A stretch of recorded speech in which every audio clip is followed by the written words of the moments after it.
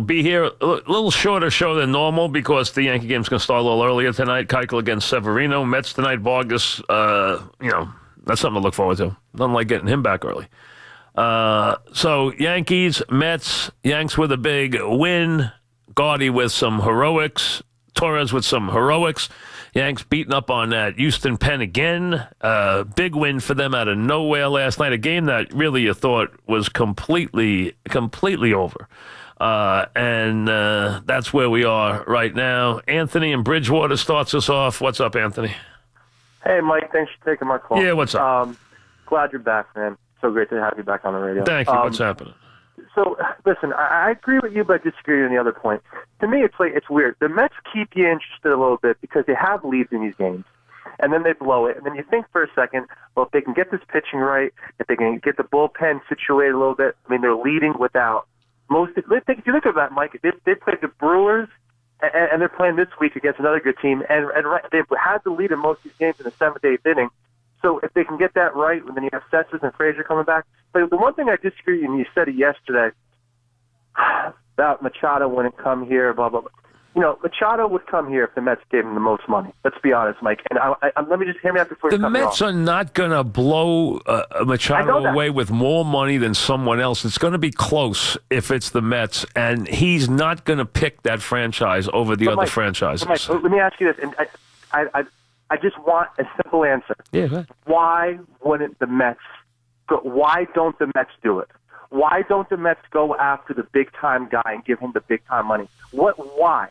The Madoff thing is years away. It has nothing to do with that. It doesn't have to do with that. It really doesn't.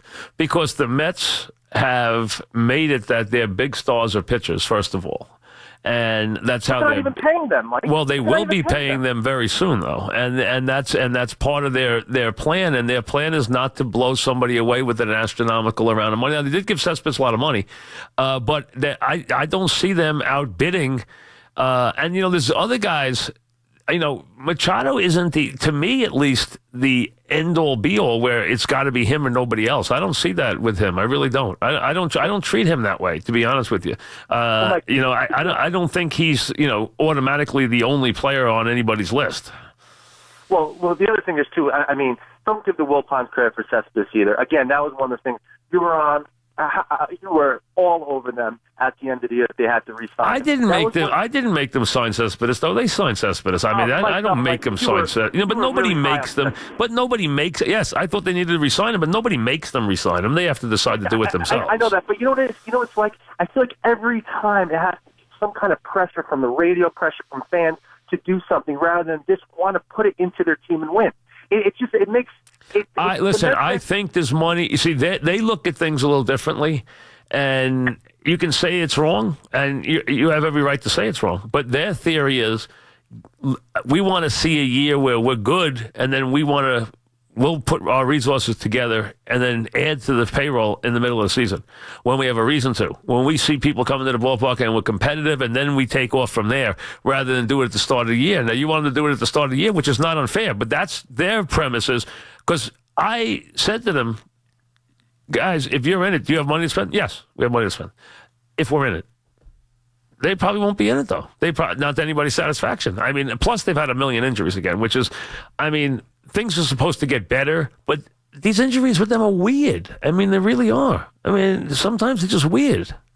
And they get more of them, it seems, than anybody else. It just does seem that way for whatever reason. Andrew in Port Jefferson. What's up, Andrew? Mike, thanks for taking my call as always. What's happening? I'm not sure that you don't love to pile on the Mets, considering you've been the pile for 30 years with them. No, I like to be alone doing it. I don't like when everyone else does it. I like doing it by myself. So you wait for the right moment. Yeah, I like to do it. I don't like when everybody else doing it. Then it bores me. I like to do it when everyone else is leaving them alone. Then I do it. Yeah. And you know what's boring about this Mets team is it's the Everything. same nonsense we've been dealing with for years. It's a hideously. Let me say this about the Mets right now. When you turn the Mets on right now, they are a hideously boring team. A hideously boring. There's nothing there that is interesting to watch, except if they have DeGrom or Syndergaard pitching. They have nothing that would I'm sorry, Cabrera doesn't excite you. All right, Nimmo doesn't excite you. They don't have anything in the way of an exciting player on that team. And one other thing, when they were 11-1, we were anointing Mickey Callaway's bizarre decisions as genius. But the reality is, I think no one in that bullpen has a clue what their role is. And that may be something that's not important in modern baseball, but a guy like Jerry Blevins, who's been one of the best left-handers in baseball, has basically been buried in that bullpen, has no idea when he's supposed to pitch, and has suffered because... And when he has pitched, he's been terrible, because he's failed in more than 50% of his outings this year in those spots this year. And I think that's because under Collins, he pitched a lot and in a lot of spots against righties and lefties and succeeded. Callaway buried the guy. I think it's been a buff. I think the team has been befuddling. I think he's been a very strange manager. I think his answers have been very weird. I think his take has been weird. I think his whole demeanor has been weird. I agree. And I just think he's hard. When you see him after the game, he doesn't really answer any questions. It's a very bizarre take that I get from him. It really is. He's an odd guy. He really is. He seems to be a total yes man. And I actually thought Aaron Boone was going to be the same way with the Yankees, but I see this guy getting fired up, thrown out of a game to support his team, and questioning, and lobbying for a guy like Austin to stay on the roster. I don't think Mickey Callaway honestly has a clue about National League managing, and it's really, really frustrating at this point. Well, listen, it's not that complicated. It really isn't. It's not that difficult to do. I mean, you guys you think you're turning the nuclear, you think you're turning the double switch into, nuclear physicists. I mean, it's not nuclear physics. It's not anything that's that impossible to understand, It's not, some kind of math that's just really hard to figure out. It's not very complicated to double switch. It really doesn't. It's not that hard. In the National League, you just have to, you have to make multiple moves, and you have to make sure you don't destroy your bench and deplete your bench before the game's over. Mike in Valley Stream, what's up, Mike? Yeah, how you doing, Mike? Love your show. Just wanted to talk about the Yankees real quick. What starting pitcher do you see them getting in a deadline? I don't know yet. It's not the deadline for months, and I can't give you one guy yet. I really can't. Ruben in Queens. What's up, Ruben? Yeah, hi, Mike. Two things quickly. With the Yankees, I'm starting to get worried now with Stanton and Sanchez. 1 for 40. The two guys, 1 for 40. I would not worry about. I would not worry about either one of them. But I could tell you this right now. Yeah. And remember, I told you this all winter. I didn't want Stanton here. I didn't think he fit the team. I thought it was not a good fit. Sanchez is in a slump. You said that. I remember that. And because it was going to affect the outfield, it was going to mess up the DH. I don't like the balance with him. They didn't need him. I'm not knocking him. He will have his moments here. He is a premier slugger. They did not need him. This team did not need him. And let's be honest, they don't really have a role for him except DH. Because you're not going to bury Brett Gardner here, and they're not going to bury Hicks here. Hey, listen, Sanchez is just in a slump. I mean, that happens. I'm not really worried about Sanchez. He looks bad. He really looks bad. He looked bad at the plate last night late in the game. He looks bad. I mean, a lot of these guys have looked bad this year. Stanton has looked terrible at times. Sanchez has looked terrible at times. Obviously, Didi's looked terrible for a month. Gaudy had a long slump. He's coming out of it now, like last night with the 2 homers and the 4 hits. That's Gaudy. Couple infield hits, couple home runs. That's Gaudy in a nutshell. Brad in Belmore, what's up, Brad? Now, the other day you were calling for Torres to be in the 1 spot. 2 spot. Okay. I was not calling him to be in the 1 spot. I wanted Gardner 1, and I wanted Torres 2. Okay, and then what? Shift everyone else? I want Judge 3. Yes, absolutely. That's how I want to hit. I want him to go to that lineup. I want to go Gardner 1, Torres 2, and Judge 3, and then put the lineup behind it based on whether it is a lefty or a righty. And do it from there. But then you have Bird and Sanchez and Stanton to flip-flop in the middle based on righty-lefty, right in the middle of the order there. I prefer to have – I'd like to see that for a while, and I would like to see Torres and Judge to bat next to each other. I really would like to see that. This will sound silly, but there's something, it's almost like it's a circle. It's not even a lineup with Torres at the bottom there. And I know you want to get him as at bat, but I mean, you get to the bottom of the lineup with Andujar and Torres, and you're basically, you're basically making a circle there. There's no liability at the bottom there with these two young. Well, right now you'd rather see them up because they're making the middle of the lineup look sad. You don't want to see the middle of the lineup up when they're swinging terribly. You want to see the guys up at the bottom of the lineup who are hitting right now. Yeah, but you can't move Sanchez and Stanton and these guys. I'm not moving. Listen, I'm putting Judge third. And where are you putting Didi? You going to put Didi in the 7-8 spot? Well, I'm not worried about where I'm putting Didi. Here's the lineup I want to have against the right. If Gardner's in the lineup. If Gardner's not in the lineup against a tough lefty, then I want Torres to lead off. If Gardner's in the lineup, I want Gardy 1, Torres 2, Judge 3.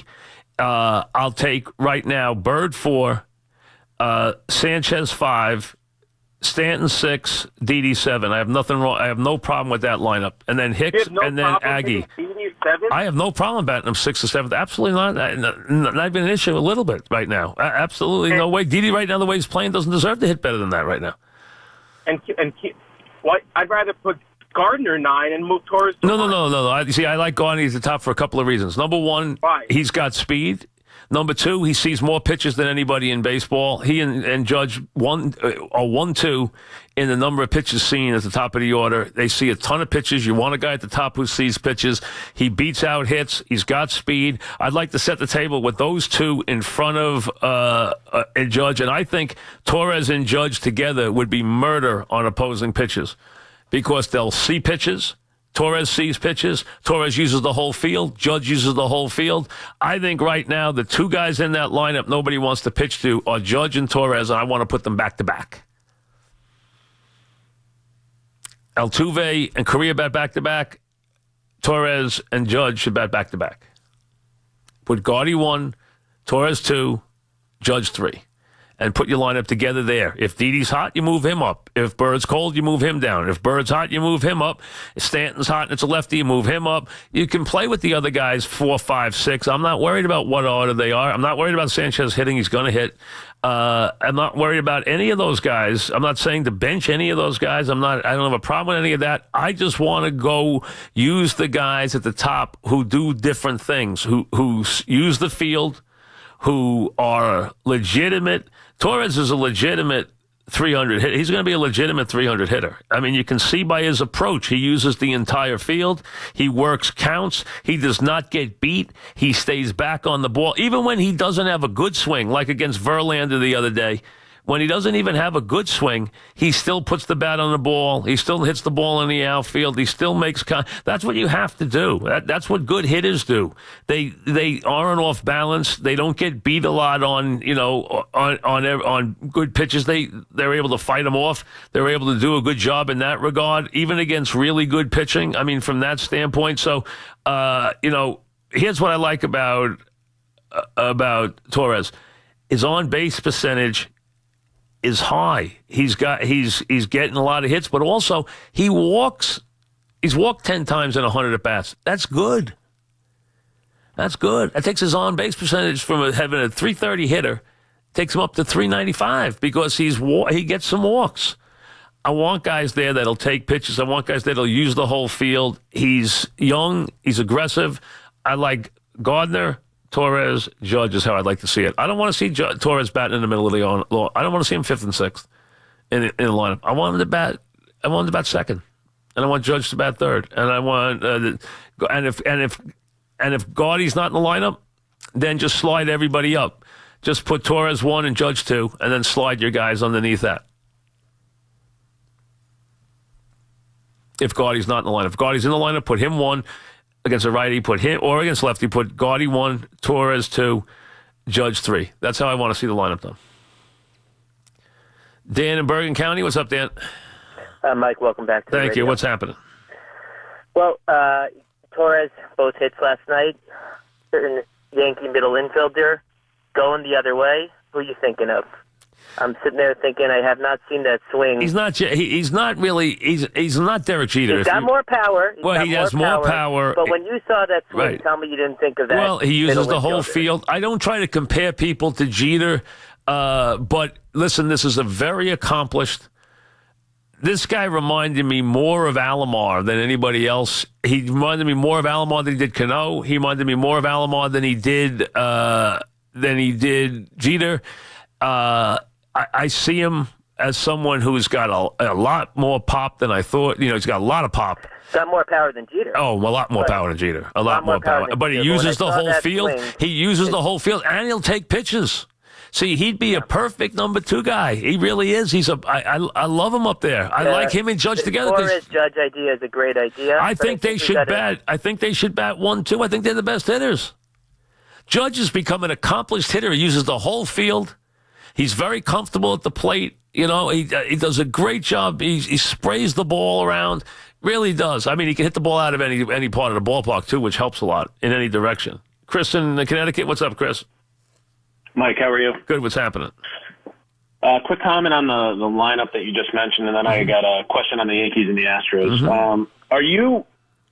Are you worried at all that if you move Torres up there, that once we move him up there, I don't want him coming back down. I don't think he should. I don't think there's any reason. See, I didn't want him batting 5. I didn't like him batting 5. No. I mean, but then also on base percentage wise, Judge has kind of found a home, like analytic darling in this 2-hole. He's got the best on base percentage, over 420. Do you think? I like them together. That'll change. I like him together. I'm not asking him to. I'm not asking Judge to change at all. I'm not asking. I'm just asking Judge to be who he is. Just put Gardner and Torres, and against lefties, if Gaudy's not in the lineup, put Torres 1 and Judge 2. Against the righty, go Gardner, Torres, Judge. Okay, I can buy that. Quick question. In your opening, you made a good point. The Astros are they're being so bizarre with their bullpen. They show no confidence in their bullpen against the Yankees. Now, against everybody else, they seem to have typical numbers against the bullpen. With the bullpen against the Yankees, they're afraid to show you their bullpen against the Yankees. The Yankees scare their bullpen. And this is what it's just so bizarre this early in the season that they're so this is something that can have a long-term effect. Not that I'm complaining as a Yankee fan, but it's just so weird that they're doing this because this could have an effect if they meet in the playoffs. Well, listen, it already has had an effect because last year he went to the point where all he was doing was using the starters out of the pen to win the series. After that, this year, the Yankees beat on the pen again. They were locked up by the starting pitchers, and they beat on the pen in the games down in Houston. And now they come back up, and what do? Boom! As soon as they get in the pen again, they beat on the pen again. And it puts a tremendous amount of pressure on their starters, which were great last year.